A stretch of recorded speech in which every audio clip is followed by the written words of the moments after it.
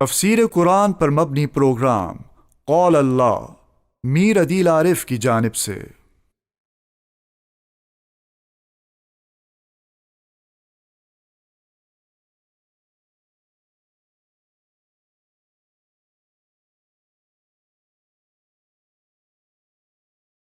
بسم اللہ الرحمن الرحیم۔ پروگرام قول اللہ میں آج ہم انشاءاللہ سورہ نساء کا 20واں رکوع ترجمے اور تفسیر کے ساتھ پڑھیں گے۔ سب سے پہلے 20ویں رکوع کا لفظی ترجمہ ہوگا اور اس کے بعد اس کی مختصر جیسی تفسیر ہوگی۔ اعوذ باللہ من الشیطان الرجیم، بسم اللہ الرحمن الرحیم۔ یا ایہا الذین آمنوا، اے ایمان والو، کونوا قوامین، ہو جاؤ قائم رہنے والے، بالقسط، انصاف کے ساتھ، اچھے طریقے سے مضبوطی کے ساتھ قائم رہنے والے ہو جاؤ، بالقسط، انصاف کے ساتھ۔ شہداء للہ، ہو جاؤ گواہی دینے والے، للہ، اللہ کے لیے، ولو علی انفسکم، اگرچہ وہ گواہی تمہاری اپنی جانوں کے خلاف کیوں نہ ہو، او الوالدین، یا ماں باپ کے خلاف، والاقربین، اور رشتہ داروں کے خلاف ہی کیوں نہ ہو۔ ان یکن غنیا او فقیرا، اگر وہ شخص جس کے خلاف گواہی دی جا رہی ہے وہ مالدار ہو، او فقیرا، یا غریب ہو، فاللہ اولی بہما،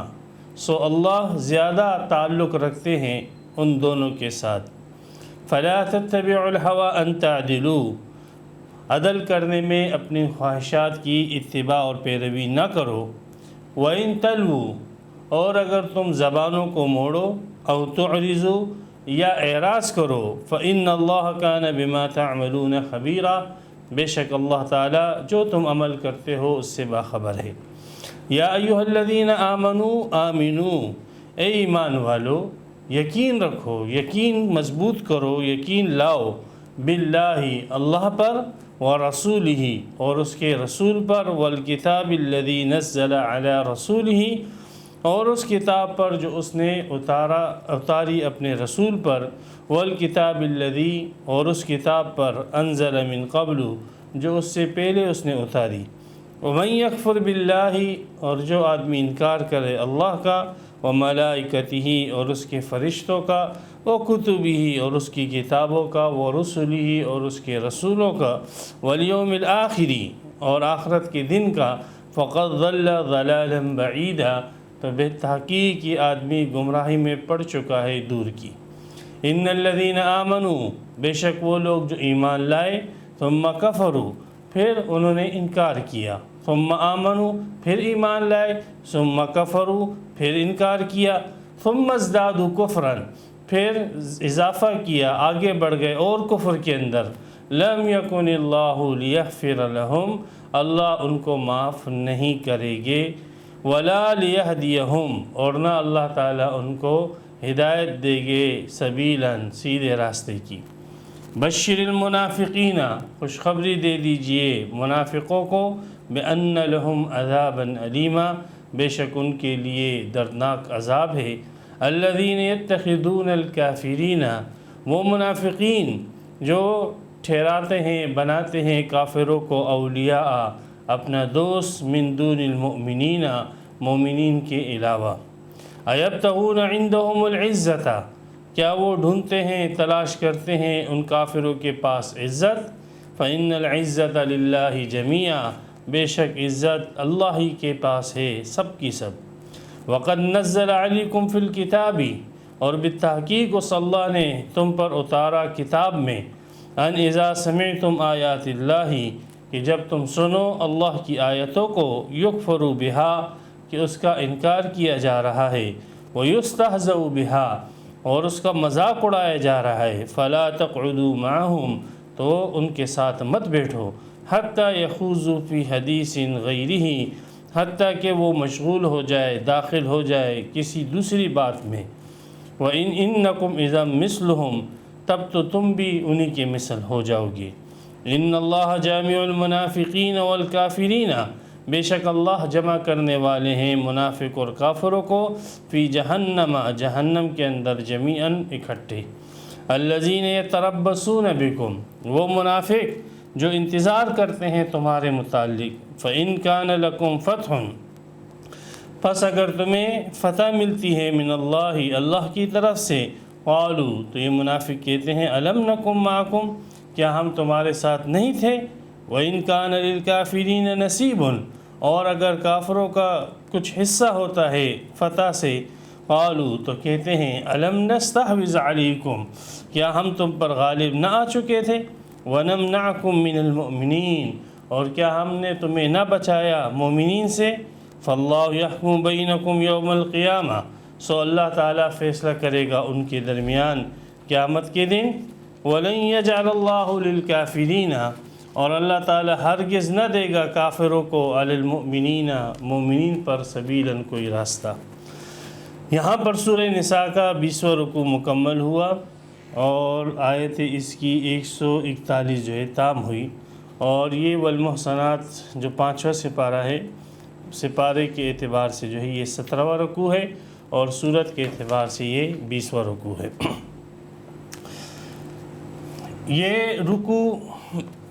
20واں، 19واں، پھر اس سے پہلے 18واں، 17واں، یہ سارے جو جتنے تقریباً یہ 4-5 رکوع جس کے متعلق گفتگو یہ ہوئی ہے، تفسیر ہوئی ہے، ان رکوعوں کا بنیادی موضوع، جیسے میں بار بار عرض کر چکا ہوں، اسلامی حکومت کا جوڈیشنل نظام ہے، عدالتی نظام ہے، اور اس عدالتی نظام کی بنیاد کن چیزوں پر ہونی چاہیے، فیصلے کیسے ہونے چاہیے، تو بتلا دیے سابق ماقبل صورتوں کے ماقبل جو ہے رکوع کے اندر کہ قرآن و حدیث کے مطابق ہو، اور وکیلوں کو نصیحت، اور جن مجرموں کو نصیحت، ججوں کو نصیحت کہ آپ نے قرآن و سنت کے مطابق فیصلہ کرنا ہے۔ ہرگز قرآن و سنت کے مقابلے جو ہے کسی انسان کے فیصلے کے مطابق جو ہے فیصلے آپ نے نہیں کرنے ہیں، ورنہ یہ شرک ہو جائے گا، اور شرک جرم عظیم ہے۔ اور سب سے پہلا اس قسم کا شرک، جس کو شرک فی الحکم کہتے ہیں، وہ شیطان نے کیا، جس نے اللہ کے حکم کو رد کر کے اس کے مقابلے میں اپنی خواہش اور اپنی چاہت کے مطابق ایک فیصلہ کیا، جس کو وہ اچھا سمجھ رہا تھا اللہ کے فیصلے سے۔ اور شیطان مردود نے صرف یہ نہیں کہ خود گمراہ ہوا، بلکہ اس نے لوگوں کو بھی گمراہ کرنے کا جو ہے ایک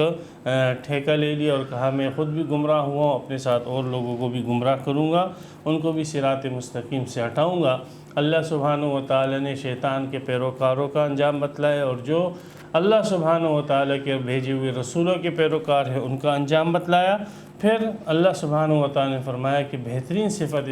اسلام کی ہے، سپردگی کی ہے، کہ انسان اور اپنے آپ کو اللہ کے حکموں کے سپرد کر دے، جیسے ابراہیم علیہ السلام نے اپنے آپ کو اللہ کے سپرد کر دیا۔ تو ہر مومن مسلمان کو چاہیے کہ وہ اللہ کے حکموں کے سامنے اپنے آپ کو سپرد کر دے، خواہ وہ حکم اور فیصلہ اس کے مطابق آئے، اس کے خلاف آئے، اس کو چاہیے اللہ کے فیصلوں کو بصر و چشم جو ہے قبول کرے۔ اس کے بعد ذکر آیا یتیم لڑکیوں کا اور جو ہے یتیم لڑکوں کا، اور ان کے کچھ احکامات ذکر تھے، کچھ آئلی قوانین، کچھ آئلی جو ہے باتیں بیچ میں آ گئی، اس لیے کہ اس قسم کے جو مروج جو مشرکین کے اندر آئلی قوانین تھے اس کی نفی کی گئی، اور اللہ سبحانہ و تعالی نے یتیم بچے اور بچیوں کے متعلق اسلامی اور شرعی جو قوانین تھے اس کو بیان کیا، اور فرمایا انہی قوانین کے مطابق آپ نے اپنی زندگی گزارنی ہے، اور اگر تم اعراض کرتے ہو تو اس میں تمہاری نقصان ہے، اور اگر اس پر عمل کرتے ہو تو تمہارا ہی فائدہ ہے۔ للہ ما فی السماوات و ما فی الارض، اللہ بادشاہ شہنشاہ ہے، اور جو عمل کرتے ہیں ان کا مقصد صرف دنیا کا فائدہ نہیں ہونا چاہیے، ان کا مقصد جو ہے دنیا اور آخرت دونوں کا فائدہ ہونا چاہیے۔ اب یہاں سے اس 20ویں رکوع میں اللہ سبحانہ و تعالی نے حکم دیا کہ ایمان والے، بلکہ انسانوں کو بھیجنے کا جو مقصد سورہ حدید میں اللہ سبحانہ و تعالی رسولوں کے بھیجنے کا مقصد بیان کیا ہے، وہ رسولوں کے بھیجنے کا مقصد اللہ سبحانہ و تعالی نے انصاف کا قیام، کہ زمین پر جو ہے انصاف جو ہے وہ قائم ہو جائے، اور اس مقصد کے لیے اللہ سبحانہ و تعالی نے کتابیں بھیجی، رسولوں کو بھیجا۔ اب یہاں پر وہ انصاف، ایک تو وہ انصاف ہے جو عدالت اور حکومت کی ذمہ داری ہے، اور ایک وہ انصاف ہے جو ہر مسلمان کی ذمہ داری ہے ہر مسلمان کی ذمہ داری جس انصاف کے ساتھ تعلق رکھتی ہے اس کا ذکر سورہ مائدہ کے اندر آئے گا، اور جس انصاف کا جو ہے ذمہ داری حکومت اور عدالتوں کے اوپر ہے اس کا ذکر یہاں پر ہے۔ دونوں کی آیتیں تقریباً سیم ٹو سیم ہیں۔ جیسے انصاف کرنا یہ ایک حکومت اور عدالت کی ذمہ داری ہے، اسی طرح ہر مومن مسلمان کی بھی ذمہ داری ہے، لیکن یہاں پر چونکہ عدالتی نظام کا بیان چل رہا تھا اس لیے یہاں پر عدالتی نظام کے مطابق جو ہے اللہ سبحانہ و تعالی نے انصاف کا ذکر فرمایا، اور فرمایا کہ ایمان والو کونوا قوامین، تم قائم ہو جاؤ، مضبوطی کے ساتھ قائم ہو جاؤ، قوام اچھے طریقے سے قائم کرو بالقسط، انصاف کو صرف قائم نہیں کہ اتفاقاً ہو گیا انصاف، ایسے تو ہر ظالم جو ہے کوئی نہ کوئی انصاف کی بات کر جاتا ہے، نہیں تمہیں جو ہے انصاف کو مضبوطی کے ساتھ اور اچھے طریقے سے قائم کرنا ہے، خواہ اس میں تمہارا فائدہ ہو خواہ اس میں تمہارا نقصان ہو، جتنی بھی رکاوٹیں آئی اس کے مقابلے میں تم نے انصاف کو قائم کرنا ہے۔ تو ایک تو یہ ہے کہ آپ نے عدالتی نظام کی بنیادی انصاف کے اوپر ہے، آپ نے انصاف کو قائم کرنا ہے۔ دوسرا شہداء للہ، عدالتی نظام کی بنیاد دوسری جو ہے وہ گواہوں کے اوپر ہے کہ گواہی دینی ہے آپ نے اللہ کے لیے، اور سچ اور حق گواہی دینی ہے، اس گواہی کے اندر کسی کا فائدہ ہو رہا ہے کسی کا نقصان ہو رہا ہے،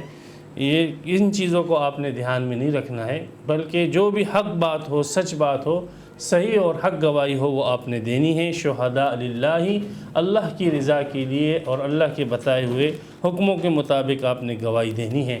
اگر اس گواہی کا نقصان آپ کی ذات کو ہوتا ہے پھر بھی آپ وہ گواہی دیں، اول والدین، آپ کی والدہ کو آپ کے والد کو آپ کی گواہی کا نقصان پہنچتا ہے پھر بھی آپ یہ گواہی دیں، والاقربین، آپ کے عزیز اقارب رشتہ داروں کو یہ نقصان پہنچتا ہے آپ کی گواہی سے پھر بھی آپ یہ گواہی دیں۔ تو گواہی کی اتنی اہمیت ہے کہ اللہ سبحانہ و تعالی نے فرمایا یہ اللہ کے لیے، تم نے یہ گواہی کو چھپانا نہیں ہے، اس لیے کہ آپ کی گواہی کی نہ دینے کی وجہ سے لوگوں کے حقوق ضائع ہو جائے گی۔ بہت سارے لوگ اس وجہ سے گواہی نہیں دیتے کہ یار اگر ہم گواہی دینے جائیں گے تو پیچھے بدماش جس کے خلاف ہم گواہی دے رہے ہیں ہمارے گھر والوں کو نقصان پہنچائے گا، ہمارے ماں باپ کو نقصان پہنچائے گا، خود ہماری جانوں کو نقصان پہنچائے گا، خود جو ہے ہمارے عزیز و اقارب کو نقصان پہنچا سکتا ہے۔ آج کل بھی اس قسم کے بدماش وغیرہ ہیں کہ جن کے خلاف کوئی گواہی نہیں دیتا ہے، اور گواہی نہ دینے کی بنیادی وجہ یہی ہے کہ اگر ہم گواہی دیں گے تو اس کا ضرر اور نقصان جو ہے ہماری جانوں کو پہنچے گا، ہماری آل اولاد اور ہمارے والدین کو پہنچے گا۔ تو والدین وہ شخصیات جس کا حقوق اللہ سبحانہ و تعالی نے اپنے حقوق کے ساتھ ملا کر بیان کیے ہیں، اور جن کے متعلق یہ کہا کہ تمہیں ان کو اف بھی نہیں کہنا ہے، اور جن کے متعلق اللہ سبحانہ و تعالی نے حکم دیا ہے کہ ان کی اطاعت کرنا تم پر فرض ہے، ایسے والدین کو بھی اگر آپ کی گواہی سے ضرر اور نقصان پہنچ رہا ہے تو اللہ سبحانہ و تعالی فرماتے ہیں کہ گواہی اس سے بھی بڑھ کر ہے، اس سے بھی اہمیت رکھتی ہے، اور آپ کے انسانی معاشرے کے لیے گواہی اتنی عام ہے کہ اگر اشخاص کا نقصان ہوتا ہے، آپ کے والدین کا نقصان ہوتا ہے، ان کی جان کا نقصان پہنچتا ہے، یا آپ کے عزیز و اقارب یا خود آپ کو جو ہے آپ کو جانی نقصان پہنچایا جاتا ہے، یہ سارے اشخاص کے نقصان تو برداشت کر لیے جائے گے لیکن آپ کو گواہی سے پیچھے نہیں ہٹنا ہے۔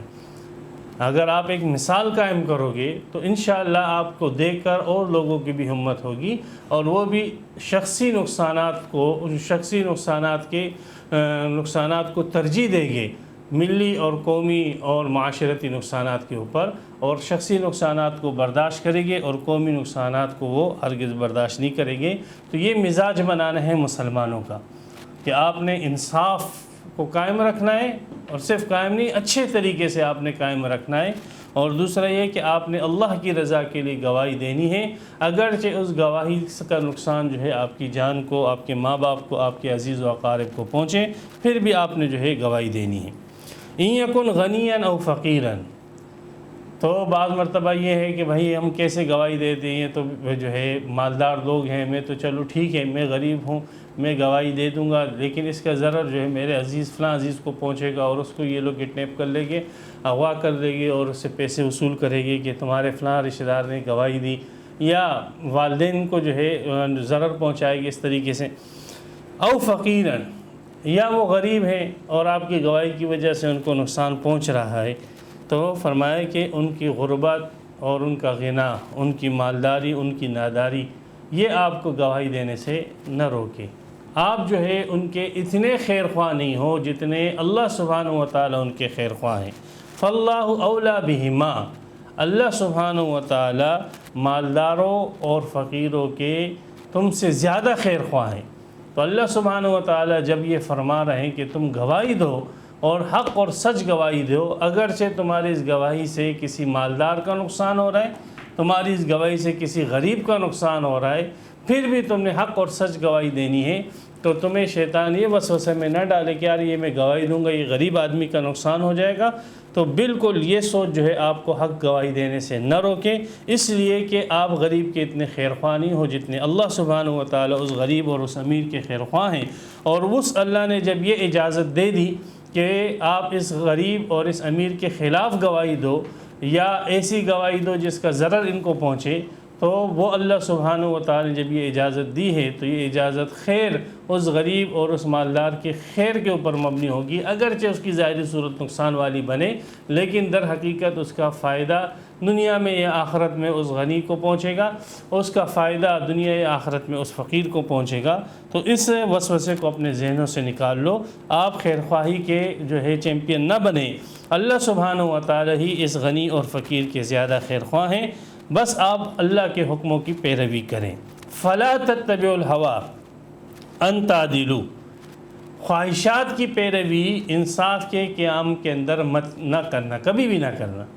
یہ دونوں چیزیں جمع نہیں ہو سکتی کہ آپ خواہشات کی بھی پیروی کریں، اپنی ہوا کی بھی پیروی کریں اور کہو کہ میں انصاف بھی قائم کر سکتا ہوں، نہیں، یہ دو متضاد چیزیں ہیں۔ اگر خواہشات کی پیروی کرو گے تو پھر انصاف قائم نہیں ہو سکتا، اور اگر انصاف قائم کرو گے تو پھر خواہشات کی پیروی نہیں ہو سکتی۔ سورہ صاد میں اللہ سبحانہ و تعالیٰ نے حضرت داؤد علیہ السلام جو اللہ کے خلیفہ تھے ان کو یہی حکم دیا کہ اے داؤد، کبھی بھی فیصلہ کرنے میں اپنی خواہش کی پیروی مت کرنا، اور اگر خواہش کی پیروی کرو گے تو آپ فیصلہ کرنے میں گمراہ ہو جاؤ گے۔ تو یہ جو ہے جسٹس کا بنیادی اصول ہے کہ اپنی چاہت، اپنی جو ہے پسند ناپسند کی بنیاد کے اوپر جو ہے انصاف قائم نہیں ہو سکتا کہ یہ غریب، یہ فقیر، یہ اچھا، یہ نقصان، یہ وغیرہ، نہ بابا نہ، ان چیزوں کے اوپر آپ انصاف قائم نہیں کر سکتے ہو۔ اپنی خواہش، چاہت،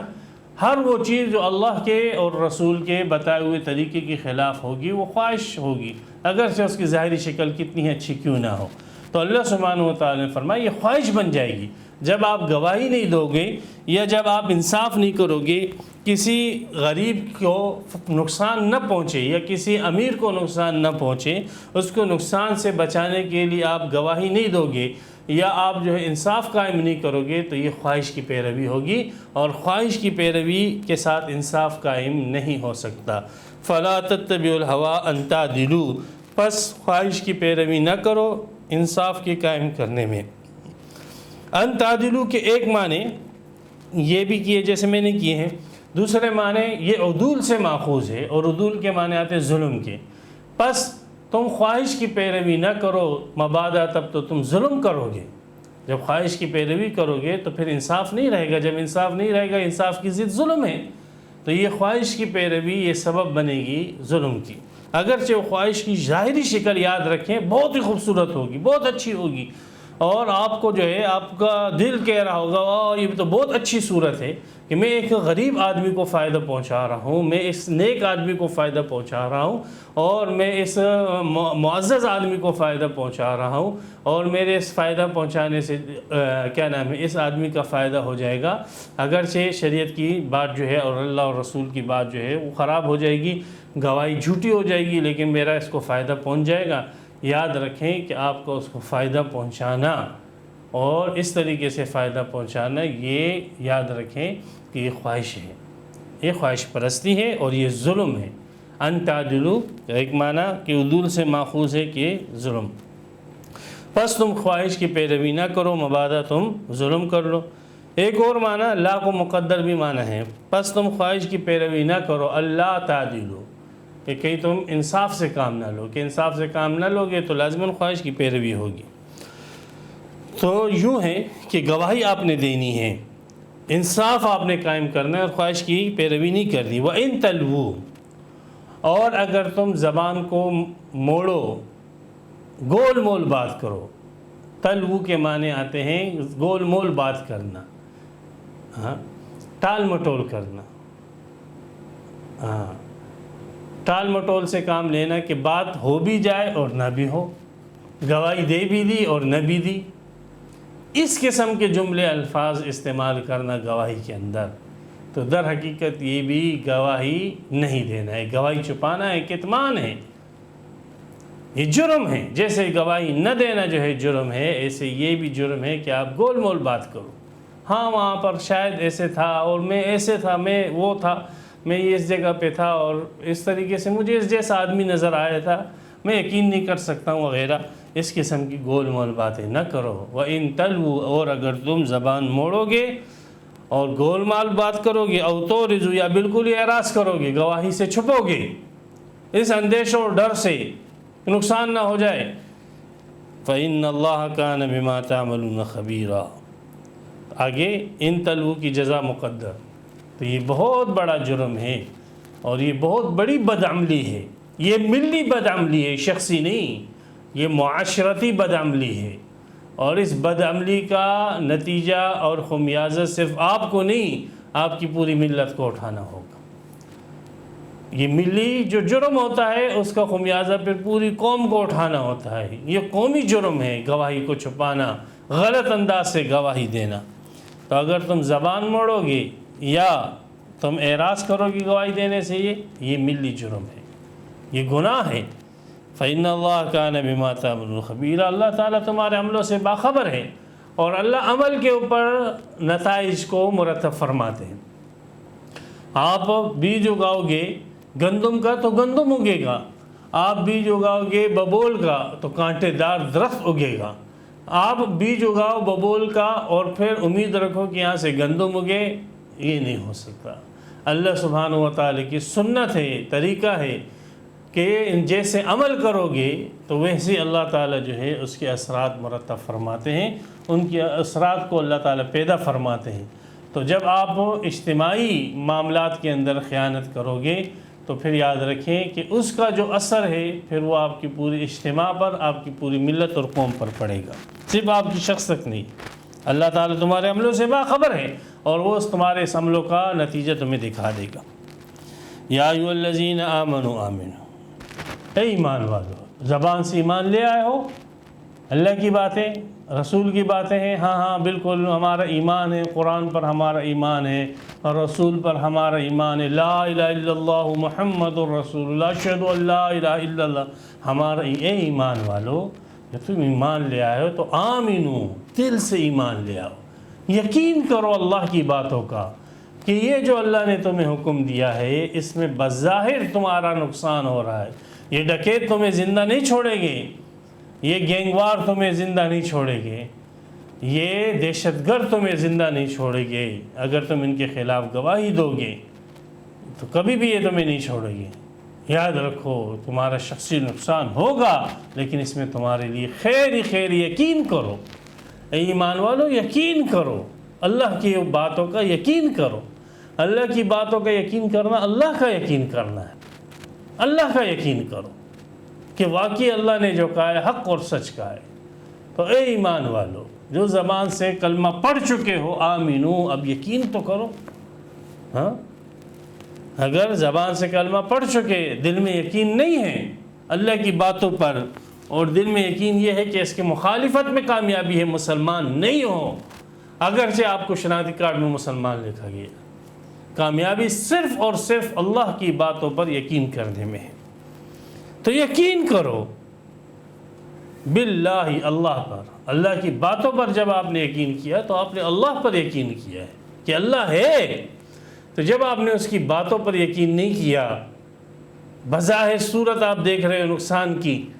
تو سمجھو کہ آپ کو اللہ کی ذات پر یقین نہیں ہے. تو یقین کرو اللہ کی ذات پر. وہ کیسے یقین ہوگا؟ اس کی باتوں پر یقین کرو. اس کی باتیں ہمیں کیسے معلوم ہوگی؟ وہ رسول ہی، اس کے رسولوں کے ذریعے سے. اس کے رسول محمد صلی اللہ علیہ وسلم مراد ہے یہاں پر، اور اس کے رسول پر یقین کرو. اس کے رسول کے ذریعے سے ہمیں یہ باتیں معلوم ہیں۔ والکتاب، اور اس کی کتاب پر یقین کرو۔ رسول بھیجا، حدیث، کتاب بھیجی اس نے، اس کتاب کے ذریعے سے اللہ نے اپنی باتیں بتلائی ہے، اس رسول کے ذریعے سے اللہ نے اپنی باتیں بتلائی، ان پر یقین کرو۔ الذی نزل علی رسولہ، وہ کتاب جو اللہ نے اپنے سب پیغمبر پر یعنی محمد صلی اللہ علیہ وسلم پر نازل فرمائی ہے تدریجاً۔ والکتاب الذی انزل من قبل، اور اس کتاب پر جو اس سے پہلے نازل کی ان پر بھی یقین کریں کہ پہلے جو شریعت نازل ہوئی ہے وہ اپنے اپنے دور میں حق اور سچ تھی، ان کے جو احکامات ہیں اللہ کی طرف سے سب حق اور سچ ہے، اللہ کی طرف سے جو بھی چیز آئی ہے وہ حق اور سچ ہے۔ تو یقین کرنا ہے، تب تم پکے مومن بنو گے اور اصلی مومن بنو گے۔ وَمَن يَكْفُرْ بِاللَّهِ وَمَلَائِكَتِهِ، اور جو انکار کرے اللہ کا، یعنی اللہ کی باتیں نہیں مان رہے، اللہ کا انکار، اللہ کی ذات کا انکار، اگر جگہ میں اللہ کو مانتا ہوں، نہیں، جب آپ اللہ کی بات کو ہی جھٹلا رہے ہو تو آپ نے اللہ ہی کو نہیں مانا ہے۔ وَمَلَائِكَتِهِ، اور اس کے فرشتوں کا انکار کرے، وَكُتُبِهِ، اور اس کی کتابوں کا، وَرُسُلِهِ، اور اس کے رسولوں کا، وَالْيَوْمِ الْآخِرِ، اور آخرت کے دن کا، فَقَدْ ضَلَّ ضَلَالًا، وہ تو بدترین گمراہی کے اندر بھی ہیں۔ یہاں پہ سارے اللہ، فرشتے، کتاب، رسول، یوم الآخر، ان سب کو واو کے ساتھ ذکر کیا ہے، اس لیے کہ اس میں ایک کا بھی انکار، باقی سب کا انکار ہے۔ یہ گویا کہ الگ الگ چیزیں ایک ہی چیز ایمانیات میں ہیں، ایمان فصل کے اندر ان سب چیزوں کو جمع کیا گیا ہے۔ تو اگر آپ اللہ کی باتوں کا انکار کرتے ہو تو یاد رکھیں کہ آپ نے اللہ کا انکار کیا۔ آپ اللہ کی باتوں کا انکار کرو گے تو آپ نے اللہ کے رسولوں کا انکار کیا۔ آپ اللہ کی باتوں کا انکار کرو گے، آپ نے اللہ کی کتابوں کا انکار کیا۔ آپ اللہ کی باتوں کا انکار کرو گے، آپ نے قیامت کا انکار کیا۔ اگر قیامت کے اوپر آپ کا ایمان ہوتا تو اللہ کی باتوں کا یقین ہوتا۔ یہ انکار ہے، اگرچہ آپ زبان سے ڈھنڈورا پیٹتے رہو کہ نہیں مجھے اقرار ہے، مجھے اقرار ہے، لیکن آپ کا عمل بتلا رہے کہ آپ انکار کی طرف جا رہے ہیں۔ آپ کا فعل بتلا رہے، اور پھر آپ زبان سے بھی اس کا اظہار کر دیتے ہو کہ میں نہیں کرتا ہوں اس لیے کہ اس میں نقصان ہے، یہ چیز میں نہیں مانتا ہوں، اس چیز کو یہ ظاہر بھی ہو جاتا ہے۔ ان الذین آمنوا، تو یہی ہوتا ہے کہ جو اللہ کا قانون ہوتا ہے ظاہری صورت اس کے خلاف آتی ہے، ظاہری صورت میں مشکل نظر آتی ہے، حقیقت میں وہ آسانی ہوتی ہے۔ ظاہر میں مشکل نظر آ رہی ہے، حقیقت میں کہہ دیا اللہ تعالی نے مثلا چور کا ہاتھ کاٹو، تو اب ہمیں چوری کرنی نہیں ہے، آپ کو چوری نہیں کرنی ہے۔ آپ کہو گے کہ یار ایک نہیں دونوں ہاتھ کاٹو، مجھے چوری کرنی نہیں ہے۔ اللہ کا حکم آ گیا کہ زانی کو کوڑے لگاؤ، آپ کہو گے 100 کوڑے چھوڑو 1000 کوڑے لگاؤ، مجھے زنا کرنا ہی نہیں ہے۔ تو جب ذہنیت یہ ہو کہ ہمیں اللہ کی نافرمانی نہیں کرنی ہو تو جیسی بھی سزائے ہو بالکل آمنا سلمنا ہوگا، لیکن جب ذہنیتی گندی ہو اور ذہنیت یہ ہو کہ نہیں مجھے دوسرے کا مال ہڑپ کرنا ہے، مجھے چوری کرنی ہے، مجھے قتل کرنا ہے، مجھے بدکاریاں کرنی ہے، مجھے یہ افعال کرنے ہیں، پھر اس کو نظر آتا ہے کہ سامنے اسلام کے اندر یہ سزا ہے تو کہتے ہیں او یہ سزا نافذ نہ ہو ورنہ تو میرا ہاتھ کٹ جائے گا، مجھے کوڑے لگیں گے، میرا منہ کالا کیا جائے گا، مجھے رجم کر دیا جائے گا،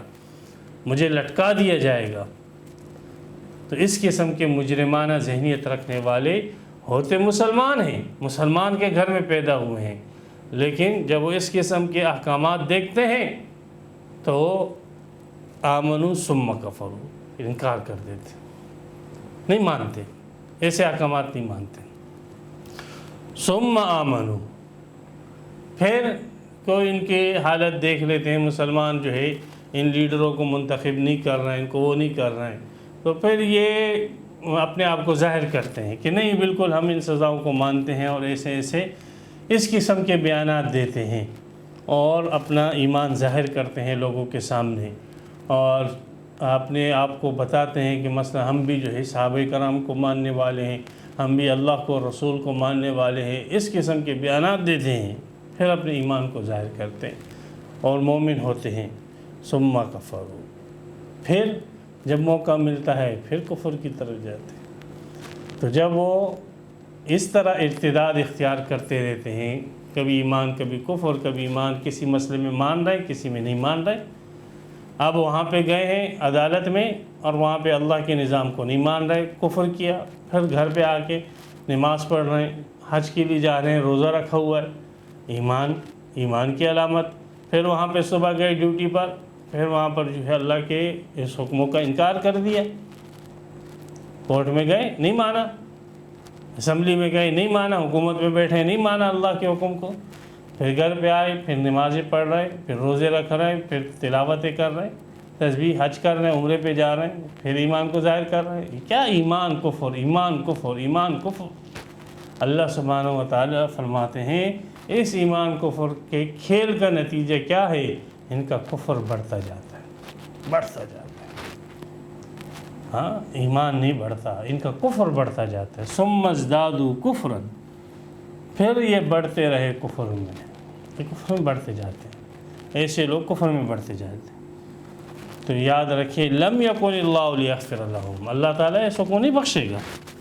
ولا لیہدیہم سبیلا، نہ جو ہے ان کو سیدھا راستہ اللہ دکھائے گا۔ اللہ کیوں دکھائے؟ اللہ نے دنیا دارالاسباب بنائی ہیں،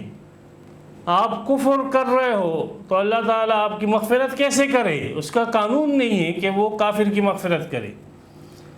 آپ کفر کر رہے ہو اور آپ چاہتے ہو اللہ مجھے ہدایت دے، اللہ کیسے ہدایت دے دے آپ کو؟ آپ ذرائع گمراہی کے اختیار کر رہے ہو، ذرائع اللہ کے غضب کے اختیار کر رہے ہو، اسباب اللہ کے غضب کے اختیار کر رہے ہو، اور اللہ تعالیٰ سے یہ امید اور توقع رکھتے ہو کہ اللہ تعالیٰ اس کے اوپر جو ہے اچھے ثمرات دے آپ کو، تو یہ آپ کی حماقت اور بیوقوفی۔ لم یکن اللہ لیغفر لہم، ایسے لوگوں کو اللہ نہیں بخشے گا جو کفر لے کر آ جائے، جو گمراہی لے کر آ جائے، اللہ ان کو کیوں بخشے گا؟ ولا لیہدیہم سبیلا، اللہ کا یہ دستور نہیں ہے۔ بشر المنافقین، ایسے لوگ اگرچہ شناختی کارڈ میں مسلمان لکھے جائیں لیکن اللہ کے نزدیک ایسے لوگوں کو منافق کہا جاتا ہے، اور ایسے لوگوں کو خوشخبری دے دو آپ بِأَنَّ لَهُمْ عَذَابًا أَلِيمًا،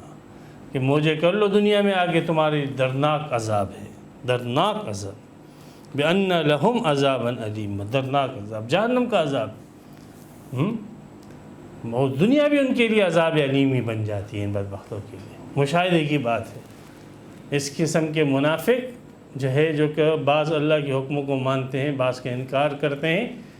تو ایسے لوگ جو ہے ان کے لیے دنیا جو ہے وہ عذاب علیم بن جاتی ہے۔ الذین یتخذون الکافرین، ایسے کافر اور منافقوں کی نشانی یہ ہے کہ ہمیشہ آپ دیکھو گی کہ انہوں نے کافروں کے ساتھ دوستیاں یاریاں لگائی ہوئی۔ بھائی امریکہ کے صدر کے ساتھ ملنا اعزاز، فرانس کے ملعون صدر کے ساتھ ملنا عزت، برطانیہ کی خبیث رانی کے ساتھ ملنا، ہو یہ تو 100 مرتبہ بیت اللہ کا حج ہو گیا۔ ان ناپاک، ان گندے اور غلیظ لوگوں کافروں کے ساتھ، اللہ کے دشمنوں کے ساتھ ملنا، ان کے ساتھ دوستیاں کرنا اور ان کے تلوے چاٹنا، اس میں یہ اپنی عزت سمجھتے ہیں۔ یہ منافقین کی بڑی علامت ہے۔ دیکھ لو اب اپنے حالات کے اندر، اپنی دنیا کے اندر مشاہدہ کر لو کہ ایک صفت کن میں پائی جا رہی ہے۔ منافقین کو اللہ نے کھول کر بیان کیا ہے۔ یہ حکمران، اس قسم کے حکمران جو اللہ کے حکموں کو توڑتے ہیں، اللہ کے حکموں کو نہیں مانتے، پس پش ڈال دیتے ہیں، یہ کیا کرتے ہیں؟ اللہ تعالیٰ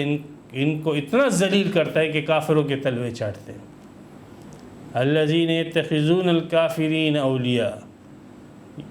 یہ لوگ کافروں کو دوست بناتے ہیں، من دون المؤمنین، مومنین کو چھوڑ کر، مومنین سے نہیں کرتے ہیں، اہل ایمان سے دوستی نہیں کریں گے، کافروں کو بس راضی کرنا ہے۔ کیوں؟ تاکہ وہاں سے ہمیں عزتیں ملیں، مال ملے، واہ ملے۔ یبتغون عندهم، اے بے وقوفو، اے نادانو، اے بے عقلو، تم ان کافروں کے پاس، ان گندگی کے ڈھیروں کے پاس عزت ڈھونڈنے جاتے ہو، ان ناپاکیوں کے پاس تم عزت ڈھونڈنے جاتے ہو۔ فإن العزت للہ جمیعا، عزت کے خزانے تو سب اللہ کے پاس سے، معزز بننا ہے اللہ کے پاس آؤ، عزت والا بننا ہے اللہ کے احکامات کی پیروی کرو، اس کی تنفیذ کرو، تب تم عزت والے بنو گے۔ اپنا نظام، اپنی عدالت، اپنی حکومت اللہ کے قانون کے مطابق چلاؤ۔ وقد نزل علیکم فی الکتاب ان اذا سمعتم آیات اللہ. ہے یہ منافق حکمران یا جو بھی لوگ ہیں جن کے پاس پاور ہیں اور وہ اللہ کے نظام اور اللہ کی باتوں کو رد کر رہے ہیں،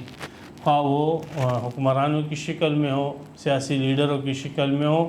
خواہ وہ کسی کیا نام ہے فوج کی شکل میں ہو، خواہ وہ صحافت کی شکل میں ہو،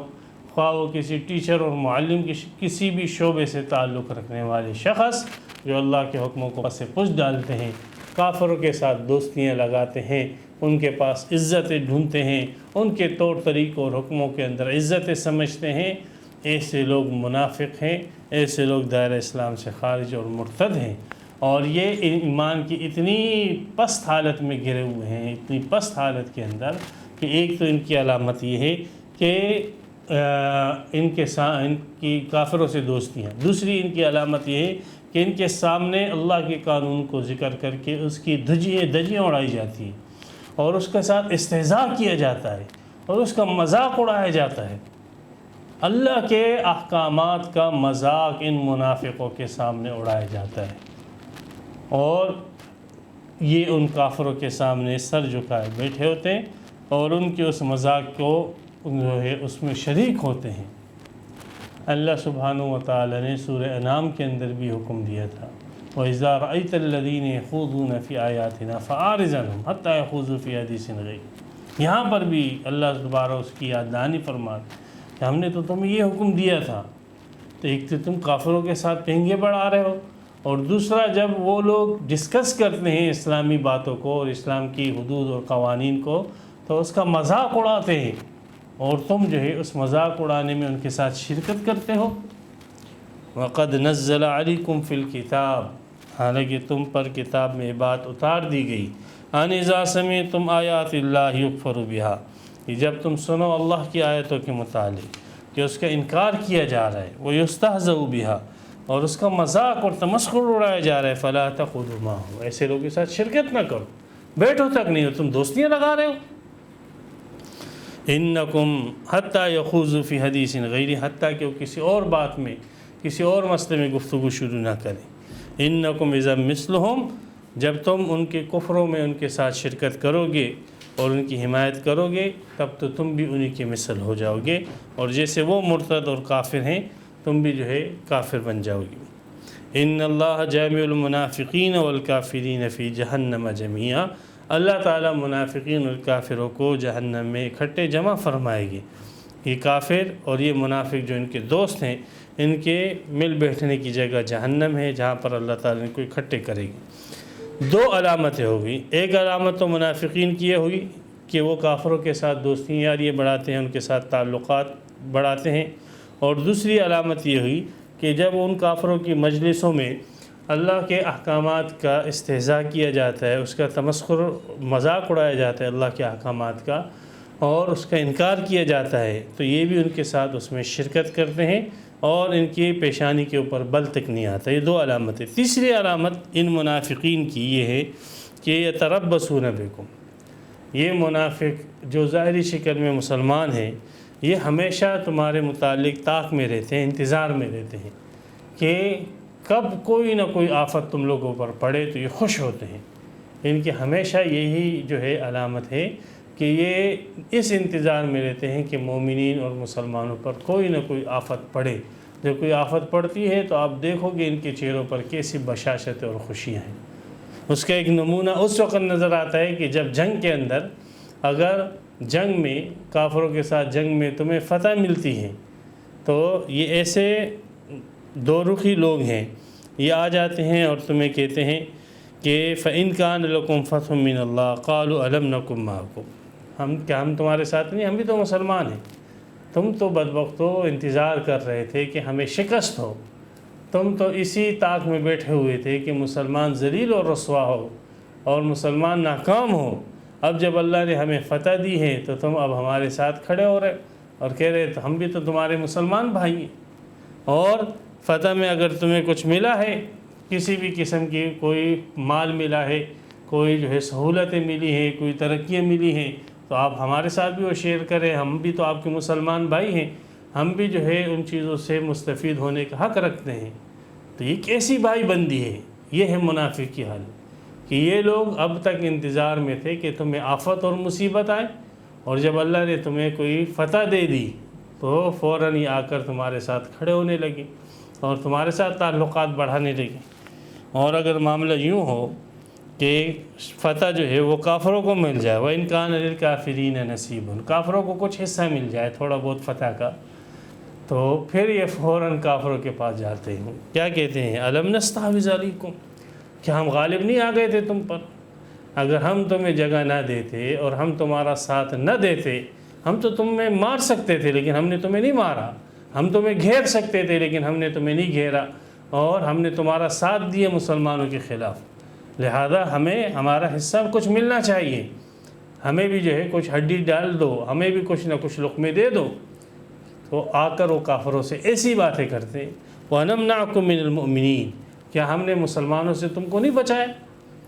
تو جب ہم نے تمہاری یہ خدمات کی ہے کہ ہم باوجود اس کے کہ تم کو مار سکتے تھے لیکن ہم نے تمہیں نہیں مارا، اور بلکہ وہ مسلمان جو تمہیں مار سکتے تھے ہم نے تمہیں ان سے بچایا، تو اس کے عوض میں تم ہمیں جو ہے ہماری جیبیں بھی گرم کرو، ہمیں بھی کچھ اپنے مال متاع میں سے کچھ نہ کچھ دے دو۔ یہ ہے منافقین کی علامت۔ یہ تیسری علامت اللہ تعالیٰ نے یہاں پر بتلائی کہ پہلی علامت ہمیشہ کافروں کے ساتھ ان کے تعلقات استوار اور مضبوط ہوگے۔ دوسری، اللہ کے احکامات اور حدود خصوصاً جو ہے اس کا مذاق اور استہزاء ان کے سامنے اڑایا جاتا ہے، اور یہ اس کے اوپر اللہ کے جو احکامات ہیں ان کے استہزاء اور ان کے انکار کے اوپر خوش ہوتے ہیں۔ اور تیسری علامت یہ ہے کہ یہ ہمیشہ مسلمانوں کے طاق میں رہتے ہیں کہ ان کو کوئی نقصان پہنچے، لیکن جب نقصان کے بجائے فتح ملتی ہے تو یہ آ کر مسلمانوں کو کہتے ہیں کہ ہم تمہارے ساتھ تھے۔ اور چوتھا یہ کہ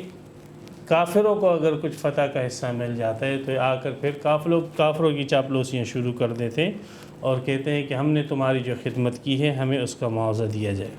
فَاللَّهُ يَحْكُمُ بَيْنَكُمْ يَوْمَ الْقِيَامَةِ، کر لو جو کرنا ہے دنیا کے اندر، فیصلے کا دن، فیصلے کی جگہ یہ دنیا کی زندگی نہیں ہے، یہ دنیا کا وقت نہیں ہے۔ اللہ تبارک و تعالیٰ نے فیصلے کا دن اور فیصلے کی جگہ آخرت رکھی ہے۔ آخرت میں تم سب کے درمیان اللہ تعالیٰ فیصلہ کرے گا، اور جیسے دنیا کے اندر تمہیں عدالت دی کہ تم حق فیصلہ کرو، انصاف فیصلہ کرو، اللہ کے قانون کے مطابق فیصلہ کرو، اللہ کی عدالت ہوگی اور وہاں پر حق اور سچ فیصلہ ہوگا۔